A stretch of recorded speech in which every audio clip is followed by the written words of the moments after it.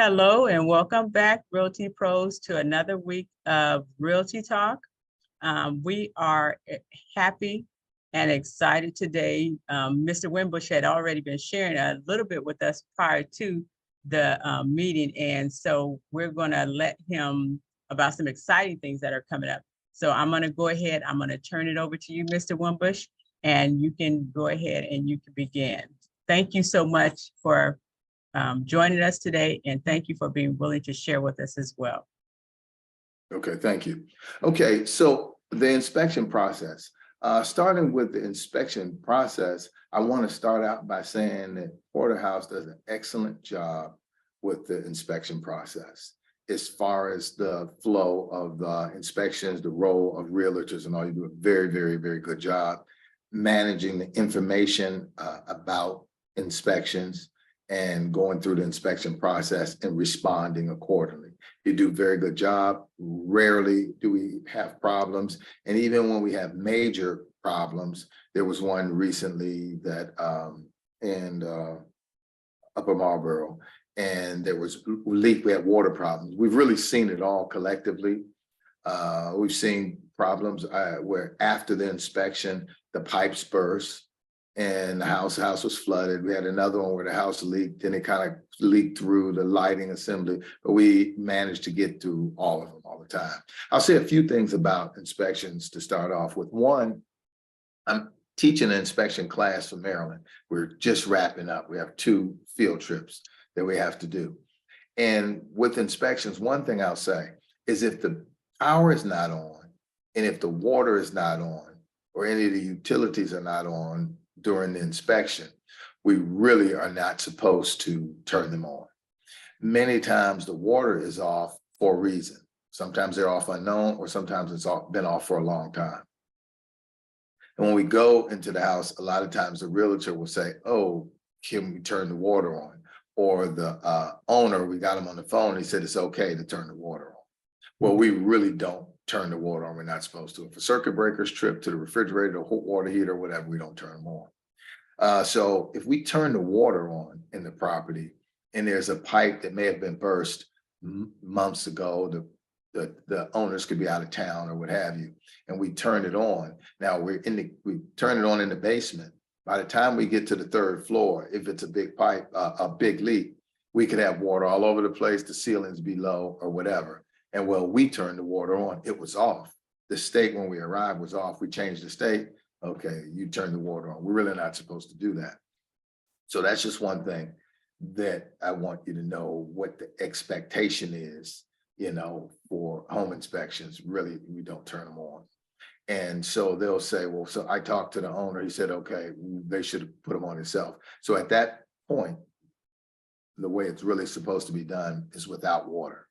And then we'll say, okay, later we have to find out what the status of it is unknown, have the sellers, tell us what the status of the water is, or revisit with the water. And then as a realtor, you can say, hey, you told us the house was ready for inspection. It's not fully, you compensate for the next trip. It kind of happens that way with appraisals. Then there's to be a partial fee to inspect the water.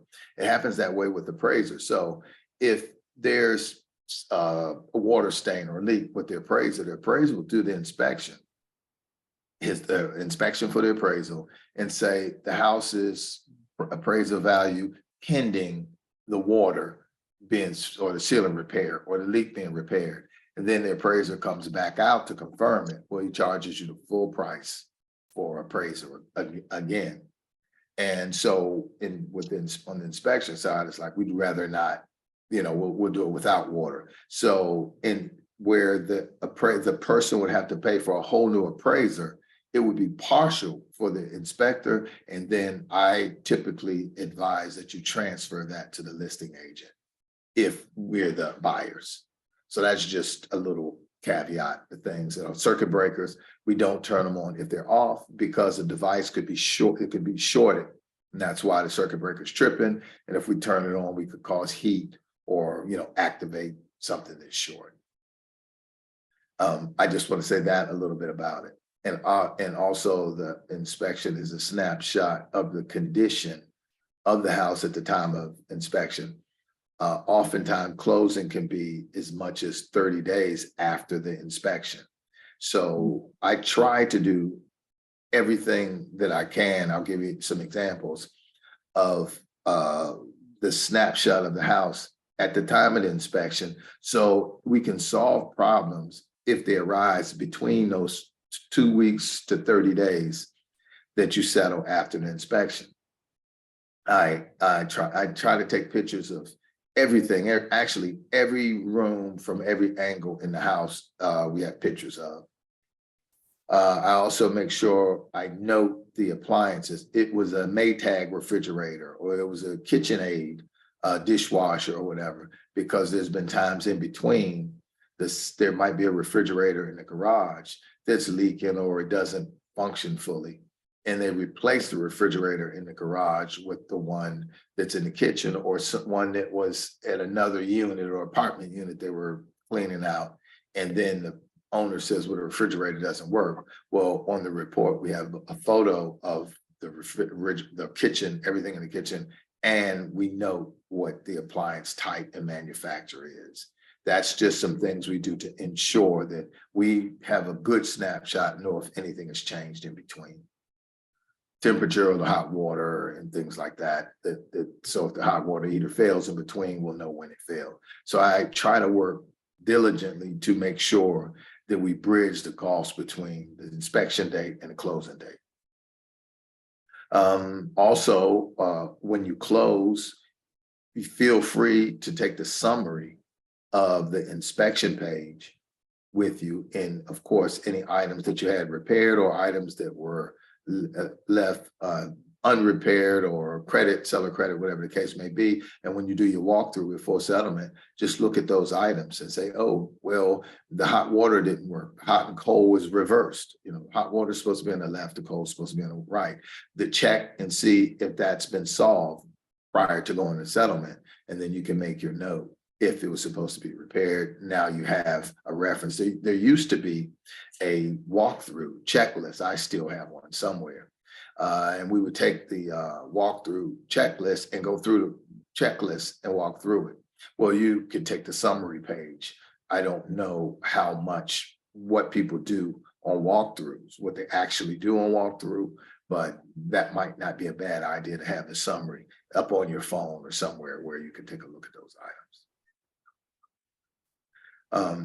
That's just a few things that introductory about it. And on the inspection, and we're very good about doing this, is basically we want the buyer's name, address, telephone number, email address, the actual name that will be used during the report. It becomes sealed and it becomes an official record. We have to keep them forever. It used to be a few years, in the 7 years. I just keep them now. I archive them and put them in safes and store them in different places so we can have them. As far as the information on the inspection, we try to keep them forever, so you can use them as a reference. So go ahead and use that at closing. You know, I recommend that you have something for closing that you can use so to make sure nothing comes up and your buyers are happy. I haven't seen it with us, but I've seen it in the past with other offices.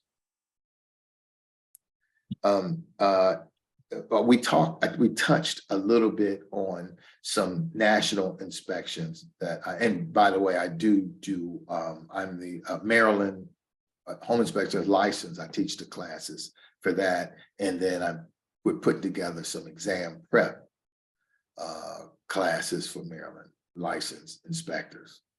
We talked a little bit, I guess, before everybody joined about some national programs that I'm involved in. There's a new national program, and it's to establish standards, HUD standards nationally throughout.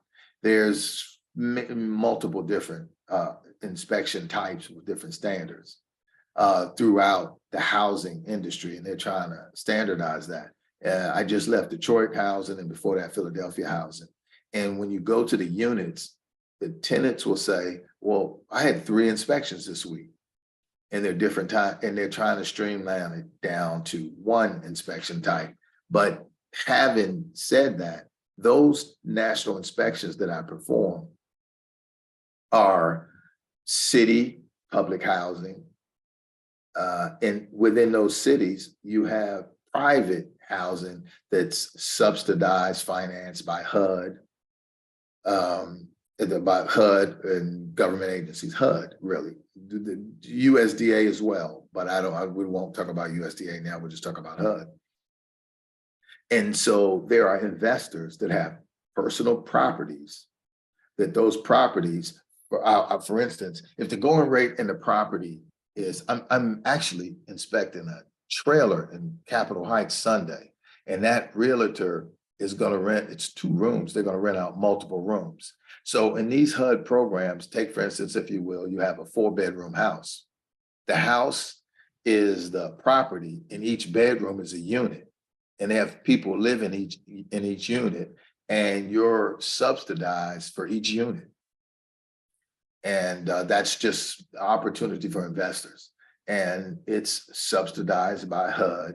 And then there are certain standards that you adhere to those standards. And then you get, when you pass fully, you get 3 years before anybody revisits the property and your funding stays the same. So now this investment that you have, that we're 4 units in a 4-bedroom house that you have. Now you can go 3 years and assure that your funding is in place. 3 years later, you get an inspection, you do the same thing. If it's marginal or not so passing, it's 2 years that they revisit. Marginal, they revisit the next year. And then it's failing, they reduce your funding and come back next year. If you're passing on your inspections, well, you pass and you go 3 more years. And then you pass and you do 3 more years. Someone else fails. And so HUD says, okay, you're failing. We gave you all the opportunities, you're still failing. They'll reach out to you and they'll consider you a 5-star, property owner, client. And they'll say, would you like to manage the property around the corner or on the other side of town, on the east side, northeast, northwest, whatever. And then now you're managing another property as well as performing well in your own properties. And so these are apartment buildings, these are houses, these are investment units. And even townships are completely, completely subsidized by HUD. If you look and you Google government agencies and their budgets, obviously the military is going to be one. But in the top 5, around 4, somewhere 3, 4, somewhere in there, you'll find HUD. So when it comes to money and budgets, they have a massive budget and they need help with housing. And so that's for those who are thinking along those lines, those are some very good programs to engage in. There's another program that I'm a part of. It's called HUD 203K program. It's a very, very viable program, and it is picking up. It is picking up a lot of momentum.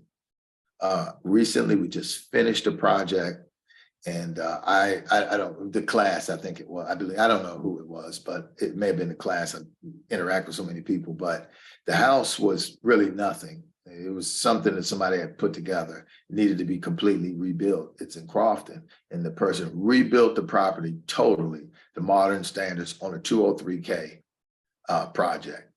There's a property in Baltimore. It's a historic home in Baltimore, and it's being renovated, 203K. Beautiful, beautiful historic home in Baltimore, built in the 1800s.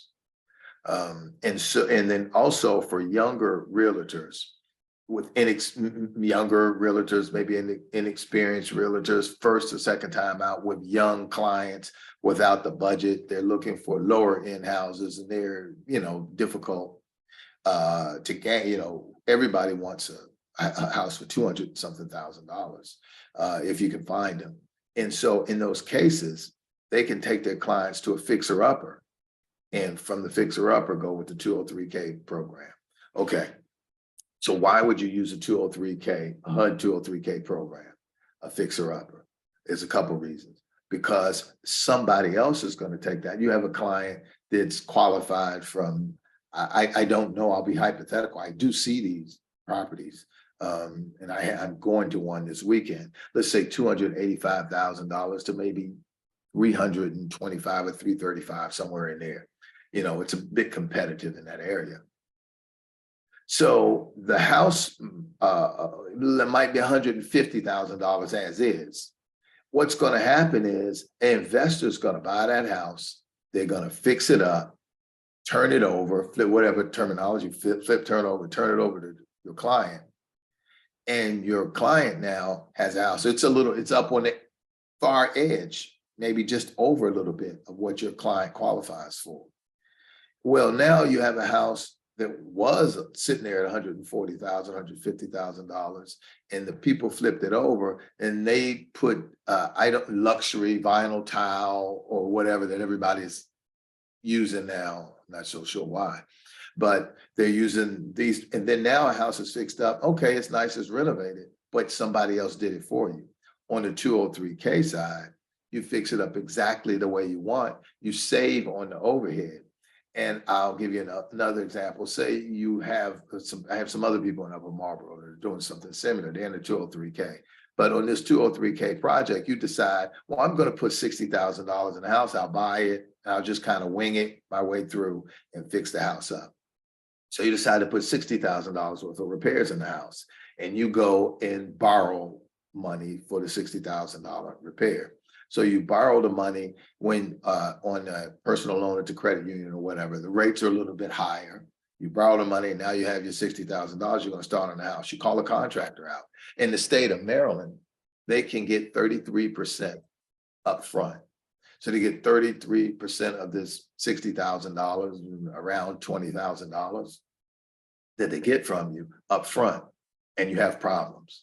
Now you're $20,000 in the hole, or 18 or 17, whatever the number is that where the discrepancies come in, and they stop work, they're doing work in other places, they're not consistent. You're parked on your repairs, your bathrooms apart, you can't use it, it's not habitable. These are the problems you run into. On a 203K, the $60,000 is an extension of your mortgage amortized. So if you get the credit union or bank loan, personal loan for rehab, well, they might give you 5 years to pay it off. It's 5 or 6 years to pay it off. With a 203K, you get 30 years to pay it off at the rate of your interest rate, mortgage interest rate. And now that they don't put anything down. They're on a different program. This is a federal program. It's not the state of Maryland. So the contractor doesn't get 33% down. He gets nothing down. And so you start a draw schedule, the 203K consultant, which is myself, I do. And then we have a draw schedule. So they complete the first draw. Now you pay them the money for that draw only after an objective inspector comes in and says, yes, all items have been complete. They may say, I completed draw one. That's framing and electrical and plumbing. Well, you come in and it says, no, it's only 70% of it is done. Well, they'll get 70% of the money and they'll keep on until you finish with the 10% holdback. So they're always chasing the fishing rod, as you could see in my background. They're the fish chasing the bait. And so as opposed to you being that, because you just gave the person a third of your $60,000, which is 20, it can't be finished with 40. And now you're at odds because you say, well, you only did $10,000 worth. He said, I did $18,000 worth of work. And then part of those are bathrooms and you can't even have it, the house is not habitable. So that's the difference between the 203K process and rehabbing it. And then there's no overhead or no gain for the investor. That's you. So when you buy the house and rehab it, it happens all the time. Every time when they finish the house, there's equity, a nice chunk of equity in the house for venturing into the 203K process. And the realtor might be relatively young and the buyers are young. There's like, we don't know what to do. We don't know. We can't touch this place. Think about the 203K process, because what happens is your HUD consultant, I'm a HUD consultant, and they work with the contractors and they come in, evaluate the process. They give you the price, what it takes. The bank says, this is how much they have. These are the things we want to do. Yes, we can do it. I know contractors that say, I'll do it for this. I'll give you an example. It's in Northeast Washington, close to Bladenburg Road. Nice area, single family house in DC. And the bank says, well, we'll give you $155,000 for your renovations. And so I said, hey, contractor, this person worked with me on 203Ks in Baltimore, and we finished in like 2 weeks, record time. And so I said, this is what they have, the budget. Let's go in and look at it. He says, I'll do it for 155,000. It's kind of lean. And so I write up the specification of repairs, identifying what's to be repaired, and it's all agreed to. You can't deviate from it. And so he says, well, hey, the purchaser says, well, hey, well, I want to look around, this is the only contractor. I want to look at some other contractors. Be my guest, do what you want to do, no problem. So he goes out, he goes out and looks at other contractors. They were up to 300,000, comes back and said, well, find that guy again. Well, I want to go ahead with that guy because he was lean, or he was able to because he had the funds to do it. And then the bank says, well, add another 23,000 to it. And so now it's $178,000 with a contingency reserve of 15%. And now it's a 200-something thousand project. He and his sister are buying the house. And what the way the house is, they're going to duplicate it. He's going to have a house. She's going to have now exactly the same. It's mirrored. And so that project has started just recently. So that's some of what the 203K provides. It's what some inspectors do. And if some of you guys, some of you might be able to be 203K consultants. And if you wanted to, and you have the background, you're able to do it, I'll help you to do it, fully, where you fully understand it. And it makes it easy for you. To me, they're a lot of fun. Some of you realtors are very sagacious with this stuff because you've been around, you've seen rehab, you've done rehab yourselves, you have your own properties, you do these things. Some of you could be 203K consultants along with being realtors. So the 203K process is something you should look into. And one day I'll do a seminar just on 203K. When you do those, they start to flood in once you do them because the realtors understand them, and many of their projects become 203K from firsthand experience. Does anyone have any questions about the inspection process or anything that we just opened up with? Mr. Wimbush, so a couple questions actually. When we go back to the national standards, Yes. When is that going to be in effect, or is it already in effect? Well, that's a fantastic question. So that program is a pilot program, okay? So historically on the HUD programs, there was another program called React, and it's really old and outdated. And these inspectors, they had these methodologies and these procedures. And it's what happens is, and I explained to this, the codes, there's something called the IRC, International Residential Code. And so those codes are codes that a body puts together for housing. And they come out, they're revised every 2 years. Right now, we're operating on the 2020 code. And a new code will be coming out in 2023, or maybe it just came out. I have the code book of 2022, maybe 4 is coming out. 2022 code book I have. It's thicker than a King James Bible. And those are the standards we go by.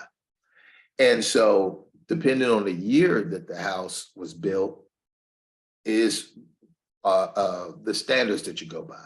For instance, we did somebody in our office, we just did a property in White Plains, brand new home in White Plains being built under construction. So we're going by the latest code standards. And one of the things in the report, who was that, by the way? Was that Darlene? Yes, that was Darlene's client. Okay. So yes, that was Doris. Right.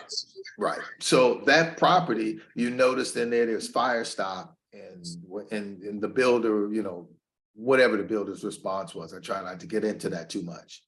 But the fire stop came out in about 2020 or 2018, big on fire stop, because when houses catch fire, the fires just dash right up through the roof. You notice that the firemen on the rooftop, and it just dashes right up. So they have these fire stop codes.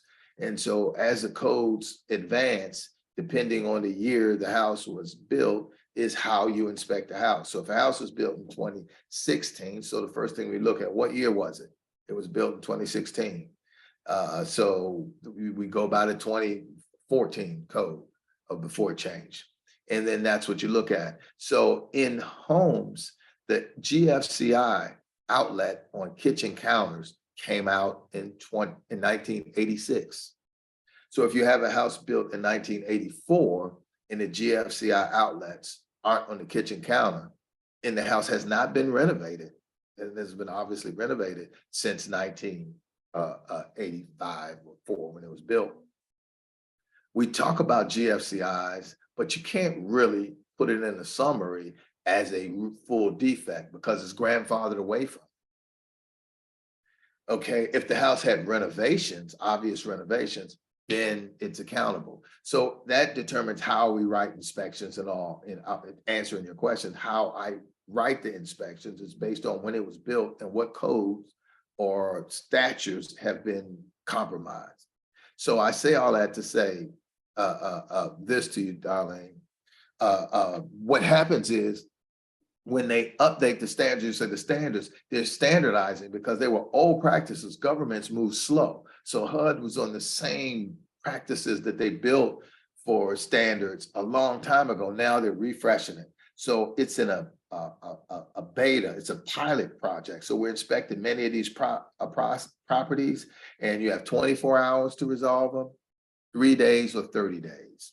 And so we're going through this process, we're doing samples, we're seeing what units and how these new standards work and all. So once implemented, it'll be standard across the board. And speaking of that, I was in Hamtramck, Detroit, Michigan, historical town, Hamtramck, Detroit. And they were like, can you send me the standards so we'll know? Because we're serious, we want to be on top, and they were. We want to be on top of everything, we want to know what the standards are. And that enables people in housing. Hamtramck, Detroit. It's not Detroit, it's inside of Detroit, but it's inside, not on the outskirts. And so they're completely HUD subsidized and they are completely compliant. Detroit, which is subject to HUD because they get funding. So the way the government, the federal government, it subsidizes the states, and the state, the cities. And so they have some federal money, some city money, and some of their own money, which really came from the state, and a little bit of their own money. Detroit doesn't have any money. Washington, D.C. has money. But anyway, and so their behavior is kind of, it's a hybrid. And so in Hamtramck, it's all federal. So they're completely compliant and they want to know so they can keep their funding and they can keep their good standing. And they have more money than Detroit. So the standards, once implemented, everything. So you guys know, oh, I have to do an inspection. This is FHA. This is VA. This is HPAP. It's confusing. And people say, I want this house to be prepared. Oh, it's a VA loan. What will a VA inspector do? And so we're trying to standardize things so we just know. You know, VAs will do this, FHAs will do this. We're doing agriculture. I have some agricultures coming up in Virginia and Maryland. The Department of Agriculture. It's a little bit different. It's interesting, and we'll share that a little bit more. What agriculture does is they want to know about their property value. So there's other questions that they want to know. So they want to know, what is the major business in the area that produces income for these people? Is it still there? Have they changed in the last 2 years? Have they left the area? It's much more value oriented, very interesting and value oriented as to what they want to know. And they want to know about other communities and different things. And so that's USDA, they're a little bit different. But standardization is what we all want and are looking for, and we know what they are. Considering these standards, which we all will consider it now because we're talking about it, I had a listing in Washington, D.C. And that listing was a friend's house, and the mother passed, just the last of the parents passed a few years ago prior to the listing. And of course, we would go over and watch games and do it, what young people do. And so that house hadn't been really renovated since I had my lunchbox, going and stopping into the house. And so when we decided, and the neighbors, of course, About 30 vitalization. years ago, huh? Yeah, absolutely. Absolutely. Hadn't been touched. Actually 6 years ago. No, just kidding. So it hadn't been touched. And so revitalization obviously is in full speed in DC. And many of the neighbors, the comps, had been completely renovated. It was like, well, we're not going to do anything. The only thing you're going to do is paint. Because if you start to touch things in the kitchen and you renovated the kitchen, you change something around, now you have to renovate to the higher standards. I have seen people do renovations, and in the electric panel, they put breakers in the electric panel.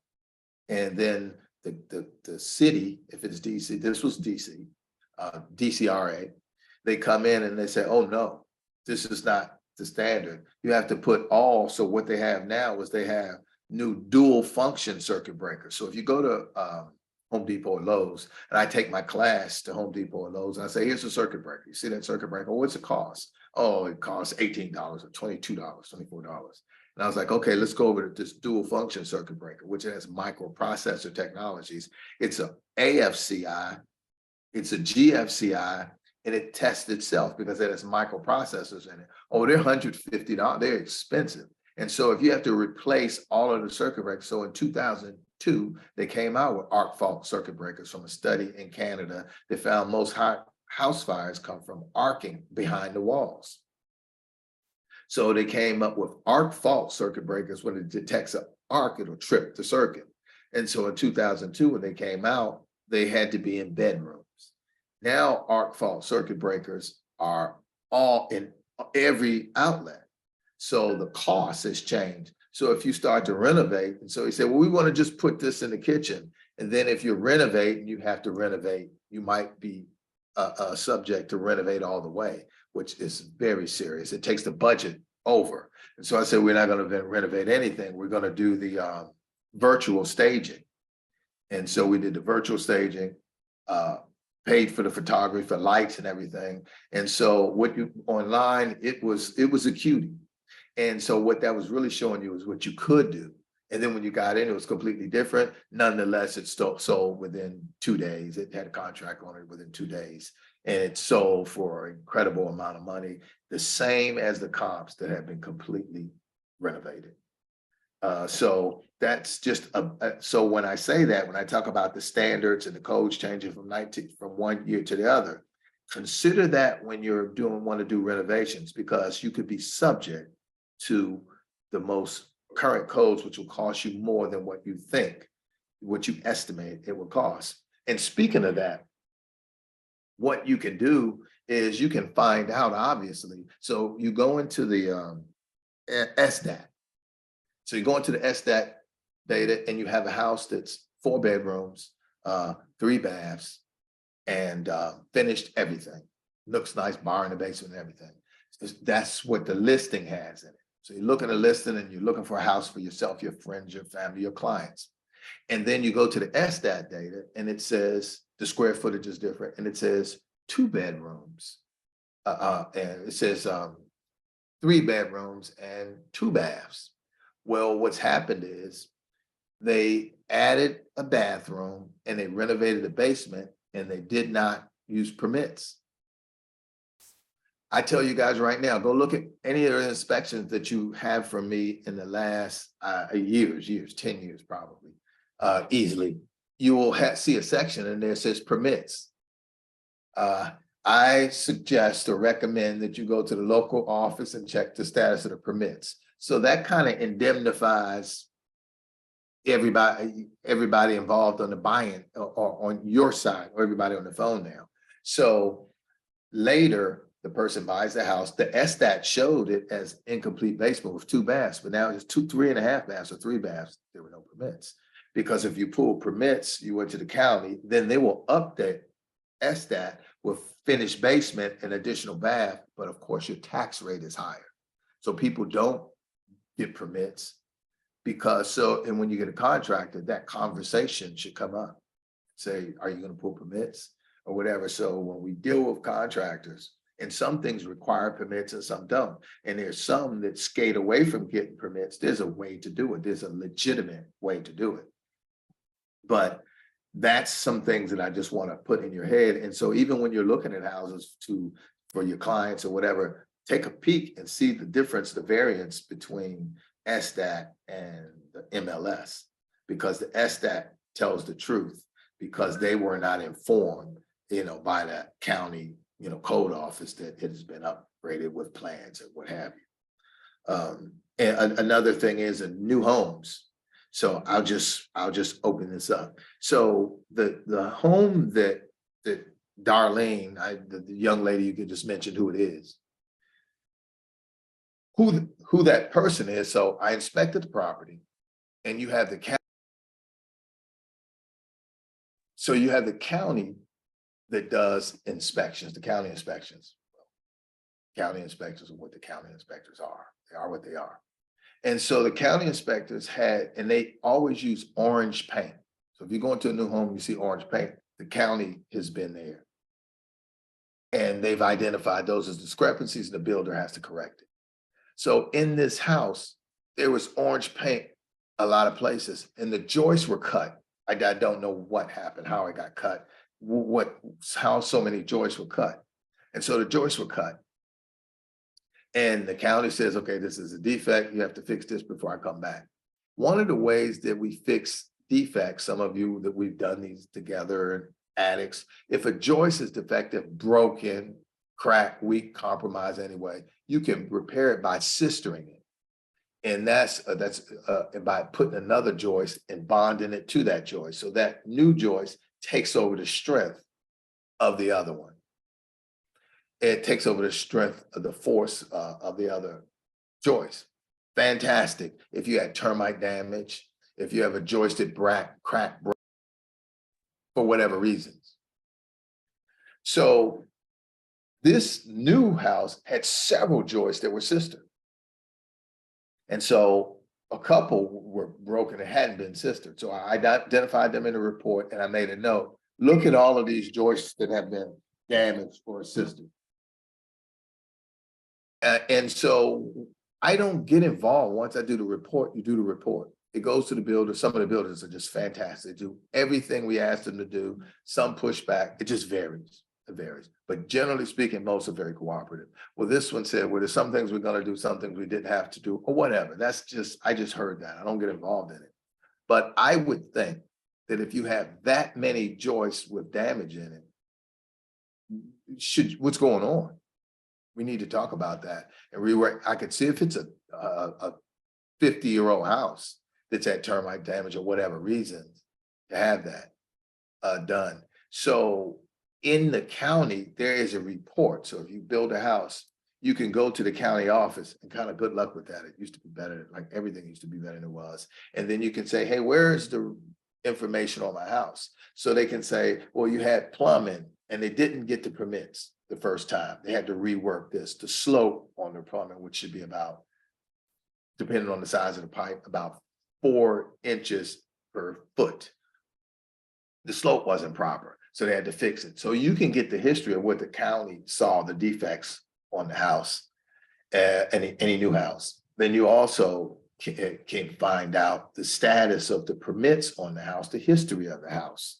So this is just a little information, and when you're doing about all type of inspections, county or whatever. So when you're doing your vetting of your own properties or researching properties or what have you, and there's leverage and information there. We could talk more about that later, but hopefully that's informative to you. And appraisers use it sometimes. They say, okay, this basement is finished. And then they might look at that and say, hey, permits weren't used here.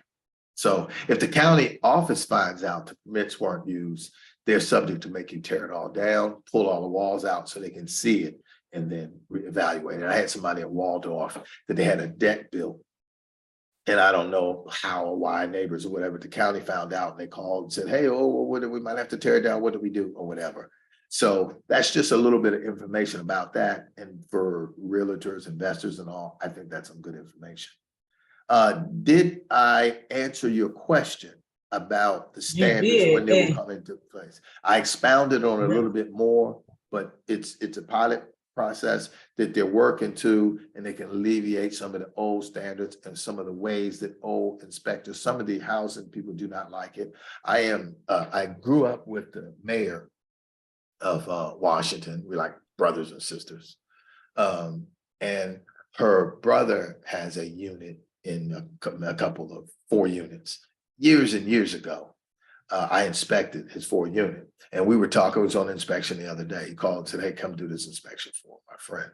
And so we were talking, and he said, "Man, the city in my 4 unit house, they came out and found some discrepancies in it, and I didn't get paid for a couple of months because I had to fix it before I was, before I got paid." And so some of the older inspectors and the older standards, the way they do things needs to be updated, because sometimes it, can be problematic. I'll leave it at that. right. So hopefully I So answered for that question. you did, and actually it like opened up so many other questions. So, That's but I correct. just That had, was the intent. yeah, yeah. So now, as far as that's concerned, I understand, everything is going to eventually catch up with itself, I guess. Um, but No, it so won't. Not my really. It won't. It doesn't. It doesn't, but it can. It can.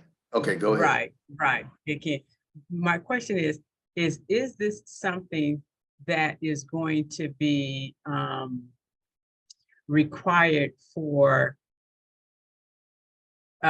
all inspectors to know? Because there are times that you kind of run into issues with what the current standards are as far as inspectors are concerned, that they can go and perhaps inspect a house, and they are trying to apply to maybe an older house some standards that are really for a newer home, and perhaps aren't, a requirement for that older property, because, they may, they didn't fall into that range. So the question is are these, this whole national standard, is this something that is going to be, that all inspectors are going to be required to be aware of?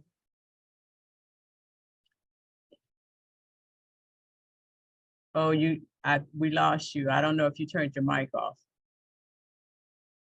He's talking. Let me see if I can turn his mic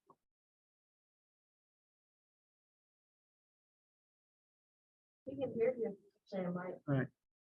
Can you, we can't hear you because your mic I'm is. sorry. And so what I was going to Okay. say is, my apologies, is that what it is an awareness. So as far as the standards, we don't know how far reaching it's going to be. Okay. And so we want it to go as far as it can. So we all will be understanding the same thing. As far as the different iterations of codes and when and how it should be, there's someone in the office, I just can't remember everything at the same time, unless it's brought back to my attention. But it was in DC, and they said, "Hey, the realtors said, can you come out and look and see, we're going to list this. What should we do?" And I was like, "Don't do that, don't do that, don't do that," because it's not going to be a $1,900 budget. They had $2,200 to spend. It could end up being $6,000 once you start. So it's good enough. Leave that and do this and do that. That's good to do, because where you cross the line with codes, even if you put recessed lights if you put recessed lights in, technically you should get permits for it. There's reason for it. And so people don't do it. So understand what you're doing. And this is a guide. What I suggest is, because I have a bit of a short leash, what I suggest, I take another question. What I want you guys to do, feel free, is to send some questions in about this. And then I'll create a frequently asked question list and then send it out, and we can look through it and say, okay, here are 10 or 15 frequently asked questions with regards to this, and it will help you a lot. And I'll give you some examples as well. And we can do a follow-up where I'll give you actual example. I'll show you pictures. I'll show you information. We'll go through SDAT and show you cases where this happened. And even contractors that bid and say, okay, this $8,000. And once the county comes in and says you need this, and this is why contingency reserves are in 203Ks. Because the county comes in and says, oh, those were the wrong kind of lights. And sometimes it's the contractors, they're too lax. I have a joke, it's kind of a joke. A person comes in, I want a contractor to come in, and well, he doesn't measure. He doesn't measure. What do you do? Carpentry? Yeah, of a person, yeah. Okay, I have some electrical. You do that too? Yeah, you know what? I have to adjust my plumbing. You can do that too? Yes. Okay, leave. I don't want you. You don't do all of that yourself. And so what you have to do is vet contractors. And one thing about it is math. I'll close with this. Mathematics is a root science. We all know that. And a person, place, thing, county, municipality, or country without mathematics is subject to a country with mathematics. And when doing estimates, mathematics is involved. And when you have a person that you says, okay, do some renovation, Jay is going to do this. Ray, or two Rays, Ray, but it's only one person. He's going to do the work for you. And he comes in the eyeballs and he says, I'll do this much. Then he comes back and says, we need more paint. Well, I'm not buying any more paint. You gave me the estimate. If your math is off, you eat the miscalculations. I'm not going to. And so I don't go to the store to get paint or anything, and I don't recommend you do that. And so all of these things will help dealing with contractors, selecting with contractors. And these are subjects you can put in the frequently asked questions, and we can have those dealing with contractors. Many of us are investors. Many of us have clients that are renovating their homes, dealing with investors, calculating costs, these different things. We can have these, and it'll make you fantastic realtors that you already are, even better than what you are. And that's difficult to imagine, but I think it will. So that's what I would like to close with, that suggestion. I have a church I have to run and inspect a church in DC. But that's what I suggest is on this particular subject. Feel free to send them to someone in the office, and they can forward them to me or me, and we'll be able to frequently ask questions, send them out, and it will address some of these things. Okay, all right. So Mr. Wimbush, thank you so much. And we're definitely going to have to get you back on the schedule because this time went past really quickly and we have several more questions. Aurelia has just one very quick question for you. Yeah. And then I also, if you could share with everyone the name of your company. I keep getting it backwards, probably Ace Inspection or Inspection Ace. Inspection Ace Consulting. Inspection Ace, okay. And how long have you been in business? Oh boy, I've been an inspector for 21 years. Okay, okay. All right, go ahead, Aurelia. I just wanted to ask.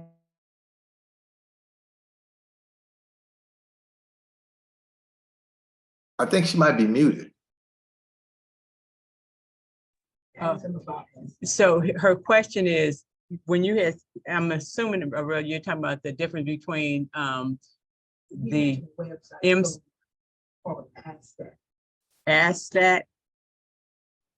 Is that for, you're talking about the difference between the MLS and the true? Yes. Okay, yes. Yeah. All the codes and make sure everything was done correctly. No, what that is, the difference between the delta between the SDAT and the MLS, it is an indicator that the permits were not pulled. That's what. So ask him with the website. Right. Is there a website that you referred to for that? No, if you look, we'll do this, or you send me an email, I'll send it to you. If you take 1515 Elm Street, I can give you several addresses, several that are this way. That so you look in the MLS, you could do a search yourself, and you could do, I bet you if 5 of you do 3 randoms, you'll find it. You'll find more than one. So 212 Elm Street, and it says 3 bedrooms, so many baths, and the SDAT won't say that. I'll give you a quick example. Down in off 301, the first community was built there. What's the name? Can somebody help me with that? That big community off 301 down in Upper Marlboro. But anyway, that was being built. And the guy, what you say? Beach Street. Beach Street. Right. So Beach Street, I was inspecting Beach Street when it was being built, the concrete, the framing, as we did in White Plains. And so one of the persons said, well, what do I do? Do I build it? Do I get the builder to do it? He's charging me $30,000. This was back then. And so he decided, he said the contractor was going to do it for this amount. The builder was going to build it. And I was like, hey, so I advised him, here's the difference. So the contractor, you do it for a certain amount of money, and the builder costs you a little bit more. But if the builder does it, your tax is going to increase because your livable space increased. And that'll be for 30 years. Where if your contractor does it, well, they won't know and you won't get any back tax burden. You sell the house with the benefit and you get by. That's provided they know. I will say this, probably 99, probably with some points behind it, that happens. And nothing is ever said. I can't tell you very many cases where the county, many houses are sold. If we look at our listings, somebody feel free to send us last of our 3 properties that close. Guaranteed, many of them finished in basements. Most do without permits. It's just the way it is. Sometimes they're legitimate contractors. They just don't pull permits. But that is a delta that you can find, and it's an understanding that you can have. What will you do with that understanding? With that, it depends. It depends, and we can have conversations about that. It depends. I can tell you one thing though, it can be leveraged. It can be leveraged, but we'll have to talk about that, in something specific in a group of people that are interested specifically. But I'll let you guys are experts at this. I've had my real estate license for longer than I've been an inspector. But you realtors understand and So sometimes you go into a house and you walk right in and you look at the wall outlets along the wall. And there's one outlet on this wall, one outlet on that wall, no outlets on the other wall, no permits.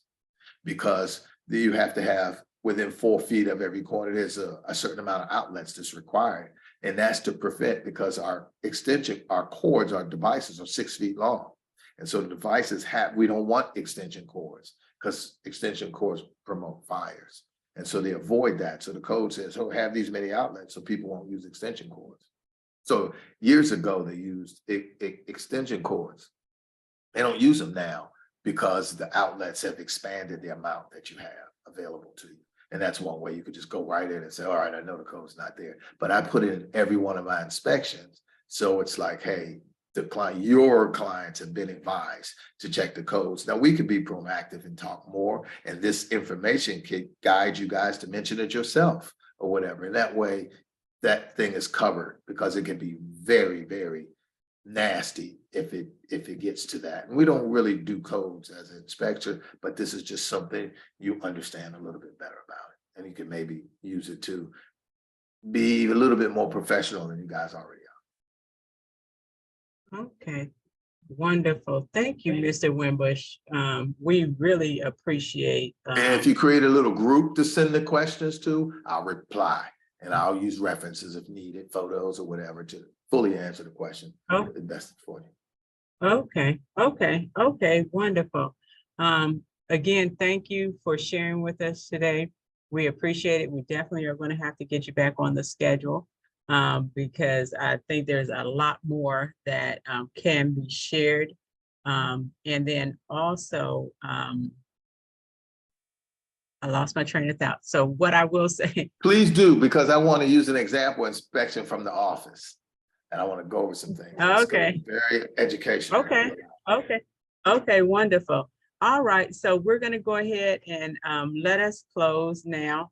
I'm going to stop the recording.